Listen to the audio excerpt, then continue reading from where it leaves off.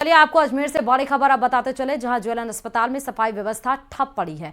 Payment नहीं दिए जाने पर सफाई व्यवस्था चरमराई गई है। अस्थायी कर्मचारियों को अभी तक मासिक वेतन नहीं मिल रहा है। ठेकेदार पर लंबे समय से पेमेंट रोकने का आरोप यहां पर लगाया जा रहा है। जिला प्रशासन के साथ अस्पताल प्रशासन को ज्ञापन नहीं दिया गया, लेकिन कोई सुनवाई नहीं हुई है। सफाई कर्मचारियों को 6,000 मासिक वेतन मिलता है, जो कि बताया जा रहा है कि नहीं मिल पाया। और अजमेर से हमारे संवाददाता अशोक भाटी सीधे जुड़ चुके हैं इस खबर पर। पेमेंट नहीं दिए जाने पर सफाई व्यवस्था किस तरह से ठप है और उसको लेकर प्रदर्शन लगातार जारी है, इस बात पर हम जानकारी लेंगे। अजमेर से अशोक भाटी हमारे साथ लाइव तस्वीर पर जुड़ चुके हैं। अशोक, अभी तक ये जेएलएन अस्पताल में सफाई व्यवस्था ठप पड़ी है, अभी तक प्रदर्शन चल रहा है, क्या कुछ अपडेट्स इसको लेकर? जी बिल्कुल, कल शाम से ही हड़ताल जो है वो शुरू कर दी गई थी। अस्थायी तमाम जो कर्मचारी हैं, आप देखेंगे हाथों में ज्ञापन लेकर यहाँ पर मौजूद हैं। लंबे समय से ये ज्ञापन दे रहे हैं। इनका कहना है कि हर महीने जो है उनको ज्ञापन देना पड़ता है। उसके बाद जो इनकी जो मासिक सैलरी है केवल 6,000 है, उसको लेकर ये परेशान होते हैं। और इसी परेशानी को लेकर उन्होंने कल से ही कार्य बहिष्कार कर दिया है। तमाम सफाई व्यवस्था जो है वो ठप कर दिया और मांग कर रहे हैं कि जल्द से जल्द जो ठेकेदार है वो उनकी जो सफाई के जो पेमेंट है वो उनको समय पर दें। इसी मांग को लेकर लगातार विरोध प्रदर्शन जारी है। हमारे साथ कर्मचारी नेता हैं, क्या प्रदर्शन आप कर रहे हैं और क्या कारण है? लंबे समय से ये गतिरोध बना हुआ है, सफाई ठप कर दी। हमारा जो मूलभूत जो मेन जो समस्या है, पेमेंट की बढ़ती समस्या थी हमारी। हमने हर बार प्रशासन को, कलेक्टर को, समय सबको मतलब चिट्ठियाँ दी, ज्ञापन दिया, लेकिन हमारी कोई मांग पूरी नहीं होती। केवल आश्वासन दिया जाता है कि आज मतलब आज कर देंगे, 2 दिन बाद कर देंगे, बाकी होता नहीं है। हमने 21 तारीख को लेटर दिया था, जिसमें सेक्रेटरी को भी चिट्ठी दी हमने। उस पर 2-3 दिन तक कोई वार्ता नहीं है। हमने बोला था कि 24 तारीख से हम हड़ताल कर देंगे, लेकिन कोई वो हमारे पास मतलब कोई वो नहीं आया। 2 बजे कल खरी साहब का फोन आया था, जो हमें वार्ता के लिए बुलाया था, जो हमारी मांगे थी, जो हमने उनके पास रखी है। उन्होंने आश्वासन दिया है कि भाई हम कर देंगे, लेकिन कर्मचारी इतने दिन से परेशान हो रहे हैं, मतलब 10 साल से परेशान हो रहे हैं। जो हमारी जो पेमेंट है वो आज तक नहीं मिली। हॉस्पिटल विभाग को ठेकेदार नहीं था, वैकल्पिक व्यवस्था में हमें चलाने के लिए ठेका दिया, उसके सारे लेटर हमारे पास मौजूद है। 7 महीने भुगतान करने के बाद में 8वें महीने में रोक देते पेमेंट। 7 महीने तो रेगुलर भुगतान किया, 8वें महीने में ये अशोक, भुगतान मैं आपके पास आती हूँ, लेकिन आप ये देखिए दूसरी तस्वीर, ये पूरी एक्सक्लूसिव तस्वीर हम आपको दिखा रहे हैं पूरे टीवी स्क्रीन पर। आप देखिए ये हॉस्पिटल, अस्पताल के अंदर की ये तस्वीर है। देखिए बेड कितनी तरीके से गंदे हैं, वहां पर जितनी चीजें हैं, कूड़ा कबाड़ा वहां पर मचा हुआ है।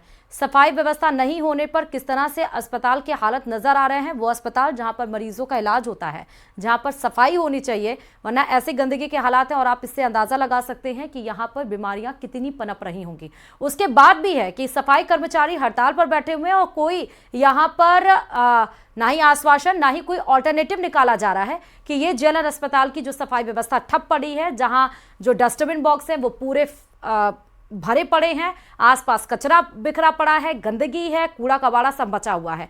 ये सबसे ज्यादा मतलब जो जाना माना हॉस्पिटल है उसके हालात हैं। अशोक, ये तस्वीरें भी हम दिखा रहे हैं, अब इसके बारे में क्या कुछ कहा जाए? जी बिल्कुल, संभाग का सबसे बड़ा अस्पताल है। यहाँ जो है नागौर, टोंक और भीलवाड़ा से भी जो लोग हैं अपना इलाज कराने के लिए आते हैं और बड़ी संख्या में यहाँ पर ओपीडी भी है। इसके बावजूद भी यहाँ की स्थिति अगर इस तरह की है तो ये स्थिति जो है सरकार को देखनी होगी, प्रशासन को देखनी होगी। ये तमाम कर्मचारी, इनको कोई ज्यादा वेतन नहीं मिलता है। सभी जो कर्मचारी है करीब 6,000 रुपये इनको मासिक मिलता है। उसको भी लेकर जो है 2 महीने या 3 महीने तक इंतजार करना पड़े तो ये गलत बात होगी। तो इनसे भी बातचीत करते हैं, क्या समस्या है, किस तरह की समस्या आती है जब आप सैलरी के लिए इंतजार करते हैं? देखो, हमारा पीएफ नहीं मिलता हमें, और ना सैलरी टाइम पे मिलती है, और ना पीएफ को और एरियल भी नहीं देते ये लोग, और पेमेंट भी हमारे टाइम से भी नहीं देते हैं। और हम 6,000 में कैसे काम करें? 6,000 में गुजारा होता नहीं है हमारा, और 6,000 में सूखा सामान भी आता भी नहीं हमारा। हम कैसे गुजारा करें? अब इनसे मांग करते हैं, हमारी मांग पूरी करते नहीं है, और टाइम से भी हम परेशान रहते हैं हम। ठीक है अशोक, जरा 2 सवाल पूछिएगा। 1 सेकंड अशोक, आपको रोकना चाहूंगा, माफी का 2 सवाल। क्या ये पहली बार हुआ है इन्हें कि 2-3 महीने से वेतन नहीं मिला है, या अधिकतर ऐसा होता आता है? और इनकी मांगे क्या है, जरा फटाफट पूछ लीजिएगा। जी बिल्कुल, इनका कहना है कि करीब 10 सालों से इसी तरह की परेशानियां हैं वो बनी हुई है। हमेशा जो है इनके साथ ये समस्या बनती है। तो आप बताएं कि कब से ये समस्या बनी आ रही है? पहली बार ऐसा प्रदर्शन कर रहे हैं, हमेशा ही करना पड़ता है? हमेशा करा प्रदर्शन सर, हमारे को आश्वासन दिया उन्होंने, आश्वासन से कुछ नहीं दिया सिर्फ।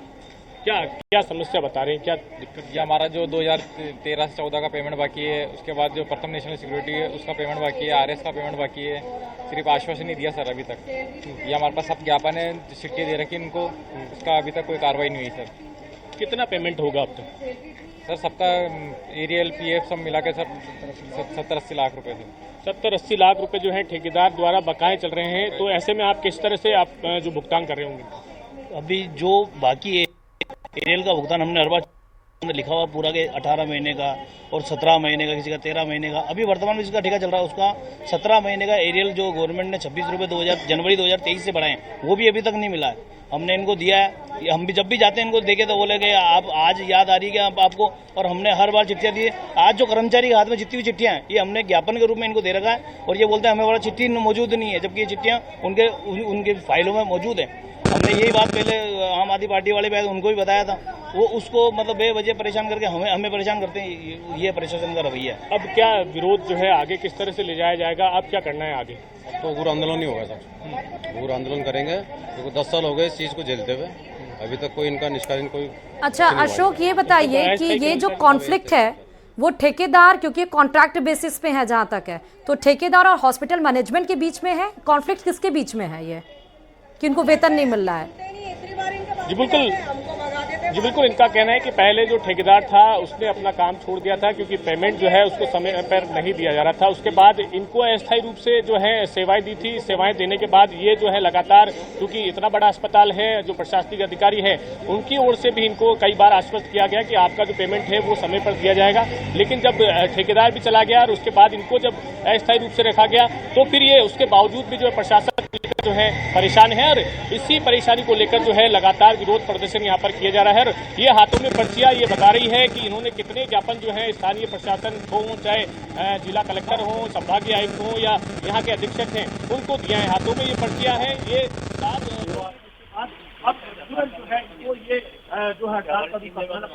जो हड़ताल का रुख अपनाना पड़ा है, क्योंकि अगर 6,000 रुपए भी जो है इनको मासिक नहीं मिल सकते हैं तो फिर घर का गुजारा चलाना भी जो है मुश्किल हो जाता है। तो ऐसी स्थिति में अब इनको आखिरी जो जी बिल्कुल महिलाओं से बातचीत करते हैं। क्या समस्या आती है जब आप पेमेंट नहीं मिलता? तो अब हड़ताल कर रहे हैं, बड़ा अस्पताल है, लेते लोगों से उधार ब्याज से लेते पैसे, फिर गुजारा करते हैं।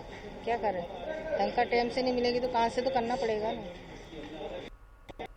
बताएं क्या परेशानी आती है जब सैलरी कम मिलती है?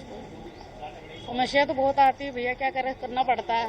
अब 6,000 रुपये पेमेंट मिलती है, इसमें गुजारा होता ही नहीं है, और किसी का आदमी है, किसी के नहीं है, किसी के है, फिर बहुत मुश्किल हो जाता है हमारा। तो कागज पुट्टे बिनते हैं उसमें भी नहीं होता है, और वो भी पेमेंट टाइम पे नहीं।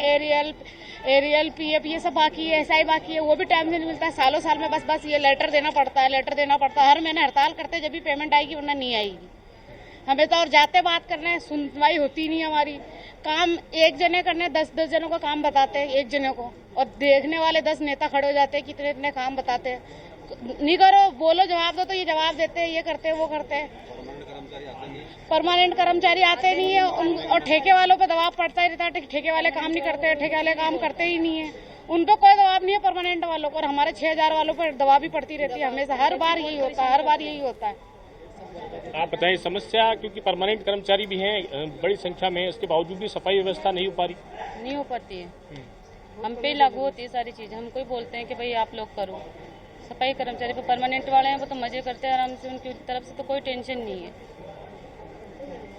तो ये समस्या जो है लंबे समय से बनी आ रही है, जबकि सफाई कर्मचारी जो परमानेंट हैं वो भी अस्पताल में बड़ी संख्या में मौजूद हैं। लेकिन इसके बावजूद भी ये तस्वीरें जो हमने दिखाई हैं उसमें अलग अलग वार्ड हैं, वहाँ पर ये गंदगी जो है लगातार बनी हुई है। वार्ड के साथ साथ इमरजेंसी हो या फिर अन्य जो सेवाएं हैं, यहाँ पर जो है गंदगी का आलम जो है अस्पताल में ही अगर होना है। अशोक, एक बात और बताइएगा कि जो परमानेंट सफाई कर्मचारी हैं जो कॉन्ट्रैक्ट के बेसिस में है, इन दोनों लोगों के काम अलग अलग हैं? स्पेसिफाई काम है कि ये वो करेंगे, और जो कॉन्ट्रैक्ट बेसिस पे कर्मचारी हैं उनका काम ये है, कि या दोनों साथ में ही काम करते हैं? बिल्कुल इनसे जानने की कोशिश करते हैं। हालांकि ऐसा कुछ प्रावधान यहाँ फिर भी अगर कोई समस्या है तो उसे लेकर इनसे बातचीत करते हैं। जो परमानेंट कर्मचारी हैं वो कितने हैं और आपका कोई काम डिवाइड है क्या? सफाई कर्मचारी परमानेंट कौन सा काम करेंगे और अस्थायी कर्मचारी कौन सा करेंगे? नहीं, परमानेंट कर्मचारी कुछ हैं जो इनके 20-25 कर्मचारी हैं जो ओटी वगैरह में लगे हुए हैं और कहीं डिपार्टमेंट में लगे हुए हैं, वो काम कर रहे हैं। हमने उनको कोई मना नहीं किया, वो अपने काम करें। हम ये नहीं चाहते कि हमारी जो मूल जो मांगे हैं उसी के लिए अड़े हुए हैं कि हमारी जब तक ये मांगे पूरी नहीं तो हम काम नहीं करेंगे। कम है परमानेंट कर्मचारी। ठीक है अशोक, बहुत शुक्रिया तमाम जानकारी देने के लिए और इस तरह की तस्वीर विभाग के सबसे बड़े अस्पताल से दिखाने के लिए। बहुत शुक्रिया तमाम जानकारी देने के लिए। तो ये हालत जेएलएन अस्पताल की है। और अब खबरों में आगे बढ़ते हुए सीधे आपको बीकानेर के खाजूवाला से बड़ी खबर बताते चले, जहां ग्राम पंचायत के पुनर्गठन को लेकर मांग अब तेज हो चली है। दरअसल ग्राम 30 KYD को नई पंचायत बनाने की मांग यहां ग्रामीणों के द्वारा की जा रही है। ग्रामीणों ने इसको लेकर एसडीएम को ज्ञापन भी सौंप दिया, जिस तरह तस्वीरों में नजर आ रहा है। खाजूवाला विधायक डॉक्टर विश्वनाथ मेघवाल से कल ग्रामीण मिले भी थे। बॉर्डर क्षेत्र के विकास के लिए ग्राम पंचायत बनाने की मांग यहां पर की जा रही है। मौजूदा ग्राम पंचायत मुख्यालय से यह काफी दूर है। 29 यानी 29 KYD सहित अन्य गांवों को जोड़ने की मांग यहां ग्रामीणों के द्वारा की जा रही है। तो ग्राम पंचायत के पुनर्गठन को लेकर यह मांग तेज हो चली है और इसको लेकर देखिए ग्रामीण सीधे एसडीएम कार्यालय पहुंच गए। एसडीएम को ज्ञापन भी सौंपा है। और उसके साथ ही खाजूवाला विधायक डॉक्टर विश्वनाथ मेघवाल से भी ग्रामीण कल मिले थे। अपनी ग्राम पंचायत को लेके, अपने 30 KYD मुख्यालय को लेके अपने उपखंड अधिकारी को ज्ञापन सौंपा है। इसमें 29 KYD KYM और सिसाड़ा के 4 तक और 30 KYD के लोगों की सहमति बनी। उसके बाद में मैंने पहले विज्ञापन दिया था और आज विज्ञापन दिया है। सहमति होने के बाद में ज्ञापन दिया और उपखंड अधिकारी ने हमें भरपूर आश्वासन दिया कि आपकी पंचायत बनेगी। राजस्थान के पंचायत राज मंत्री भ्रष्टाचार को मिटाने के लिए जीरो टॉलरेंस और काम कर रहे हैं, लेकिन सिरोही पंचायत समिति के मोहब्बत नगर ग्राम पंचायत में 10 लाख के भ्रष्टाचार का मामला सामने आया, जिसमें पहले बन चुकी सीसी रोड का भुगतान दोबारा उठाने के लिए ग्राम सेवक ने 10 लाख की निविदा निकालकर टेंडर आमंत्रित किए हैं।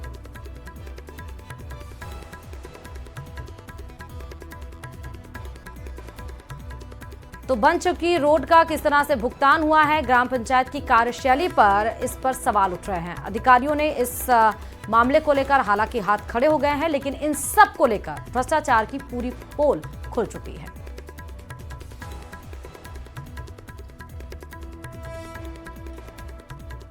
स्वीकृत होने के बाद में पहले निविदा निकाली जाएगी और फिर उसके बाद में काम स्टार्ट होता है। और यदि पहले ये काम हुआ है बाद में निविदा निकाली है तो पूरा रूप से अनियमित है। हम इस पे पूरे तथ्य को चेक करा है, क्या स्थिति है उसकी स्थिति, उसके बाद ही कुछ सीख सकते हैं। ग्रामीण क्षेत्र में हो रहे लगातार भ्रष्टाचार को लेकर कई चर्चाएं सुनी होगी, लेकिन एक ऐसा अनोखा मामला सामने आया है जहां पर जो काम हो चुका है उसका दोबारा पैसा उठाने की जो है कोशिश की गई है। ऐसा मामला ग्राम पंचायत मोहम्मद नगर के में सामने आया है, जिसमें ग्राम सेवक ने अपने उच्च अधिकारियों से संपर्क करके 10 लाख की निविदा सीसी रोड की निकाली गई, जो काम पहले से ही हो चुका था। अखबार में निविदा देखने के बाद में अधिकारी हरकत में आए और अधिकारियों ने इस पर जांच बिठा दी। लेकिन देखने वाली बात यह है कि कूट रचित दस्तावेज को बनाकर इस फर्जी निविदा लाकर 10 लाख का राजस्व को नुकसान पहुंचाने का जो काम जो है ग्राम सेवक ने किया है। लेकिन अब जो है वीडियो जो है इस पर जांच की बात कर रहा है और जांच के बाद ही कोई कार्रवाई करने का जो है कदम उठाएंगे। कैमरा पर्सन के साथ में न्यूज 18 के लिए प्रतीक सोलंकी।